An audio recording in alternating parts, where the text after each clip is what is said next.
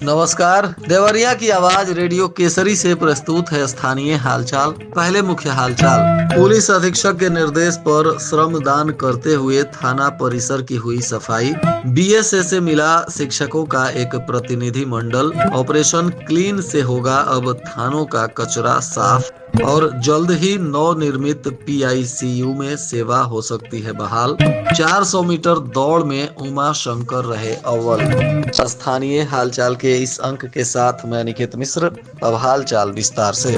देवरिया के पुलिस अधीक्षक विक्रांत वीर के निर्देशन में आज समस्त थानों में स्वच्छता अभियान चलाया गया। इस दौरान पुलिस कर्मियों ने पर्यावरण को स्वच्छ और सुंदर बनाए रखने के लिए श्रम दान करते हुए थाना परिसर की साफ सफाई की। पुलिस कर्मियों ने थाना परिसर में लगे फूलों की कटाई, साफ सफाई के साथ ही थाना परिसर में खड़े वाहनों को भी क्रमवार खड़ा किया। पुलिस कर्मियों के द्वारा पर्यावरण को स्वच्छ बनाए रखने को लेकर श्रमदान करते हुए यह स्वच्छता का संदेश भी दिया गया। राष्ट्रीय शैक्षिक महासंघ का एक प्रतिनिधि मंडल बीएसए से मिलकर समस्याओं के समाधान की मांग की। शिक्षकों ने चयन वेतनमान का आदेश जल्द निर्गत करने की मांग की।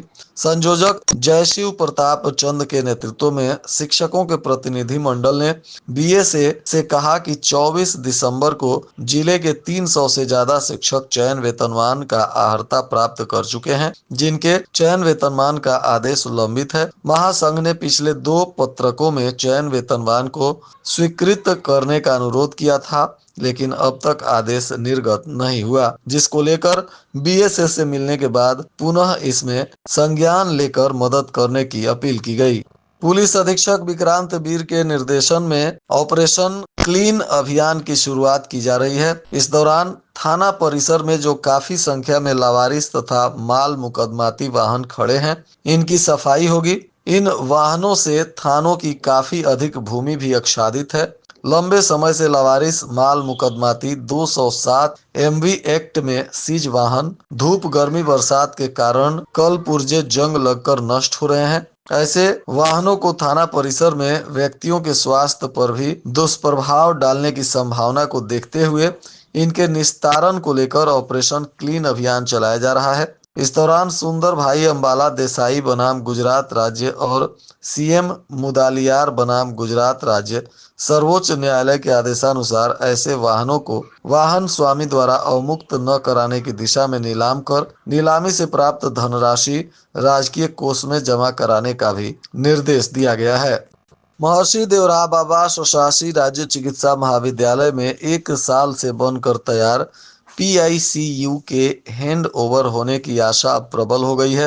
लगातार निगरानी और सुझाव तथा सख्ती के बाद कार्यदायी संस्था ने मानकों को दुरुस्त कर लिया है। फायर हाइड्रेंट लगाने का काम अंतिम चरण में है। जांच परख में अगर सब कुछ ठीक मिला और प्राचार्य की संस्तुति के बाद जल्द ही पीआईसीयू में बच्चों को भर्ती करने का काम शुरू हो जाएगा। मेडिकल कॉलेज में गंभीर रूप से बीमार बच्चों की संख्या बढ़ने के चलते पीआईसीयू की क्षमता बढ़ाने की प्रक्रिया लगभग 1.5 साल पूर्व शुरू हो गई थी।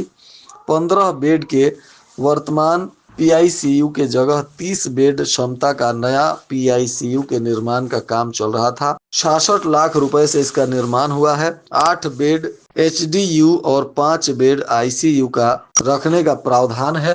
अब इसके शुरू हो जाने से बच्चों को काफी सुविधा मिलेगी। नेहरू युवा केंद्र के द्वारा स्वामी विवेकानंद इंटरमीडिएट कॉलेज के प्रांगण में 2 दिवसीय बालक स्तरीय खेलकूद प्रतियोगिता का आयोजन किया गया था, जिसमें मुख्य अतिथि ब्लॉक प्रमुख प्रतिनिधि अमित सिंह और विशिष्ट अतिथि पूर्व चेयरमैन प्रतिनिधि जगदीश यादव तथा विवेकानंद राज्य युवा पुरस्कार विजेता साहू विशाल कुमार गुप्ता ने प्रतियोगिता का शुभारंभ खिलाड़ियों से परिचय प्राप्त कर किया।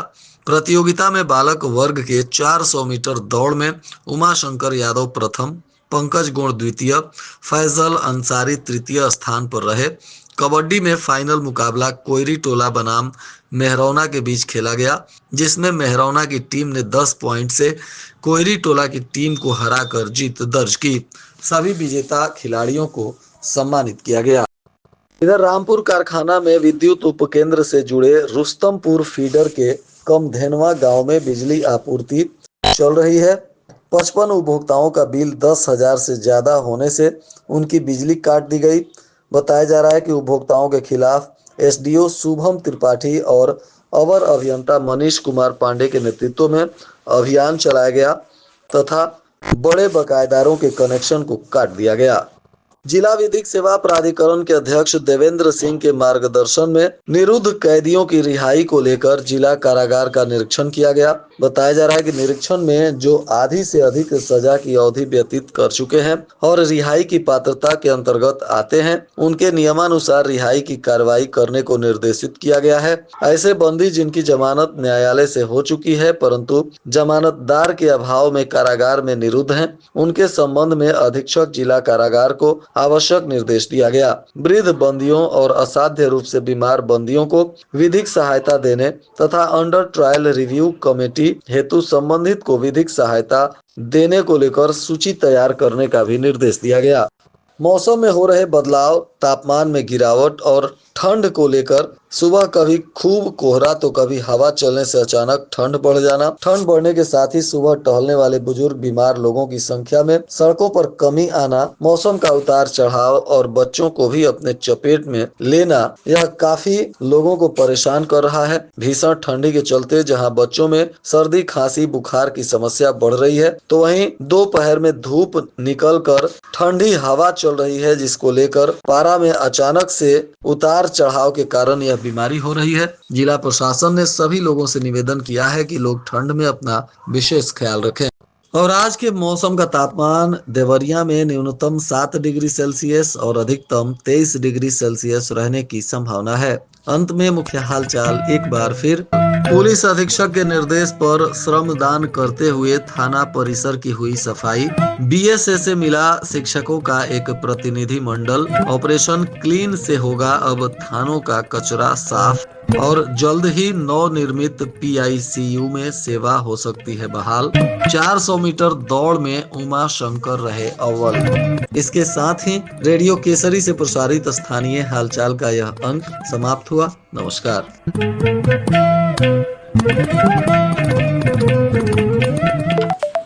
रवि जी, मैं SHO Subhash Chitnis Bandra police station Mumbai से बात कर रहा हूँ। आपका बेटा रोहित यहीं हॉस्टल में पढ़ता है? जी सर। वो अपने दोस्तों के साथ ड्रग्स लेते हुए पकड़ा गया है।